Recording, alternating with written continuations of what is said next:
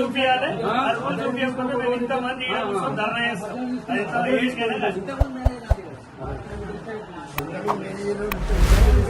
అంతే తెలుసు నాకు.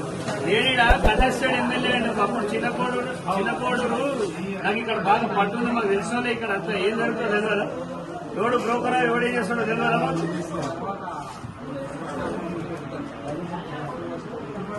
మీరు ఆ రూల్ ఏదో అండర్లైన్ చేసిస్తే నేను రైతులకు ఎక్స్ప్లెయిన్ చేస్తా. ఇదో ఇది ఇట్లున్నది అని చెప్తా. అది ఖచ్చితంగా మ్యాండేట్ అనే పద్ధతి చూపించాలి. మీరు అంతే.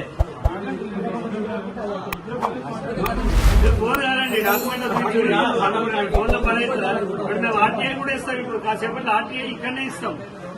మేము బ్యాంక్ వాళ్ళకి ఇస్తాం, అందరికి ఇస్తాం. ఈ సీసీటీవీ ఫుటేజ్ వల్ల బ్రోకర్లను మేము ఐడెంటిఫై చేస్తాం. వాళ్ళు ఎందుకు వచ్చినో కరెక్ట్ రీజన్ చూపించాలి.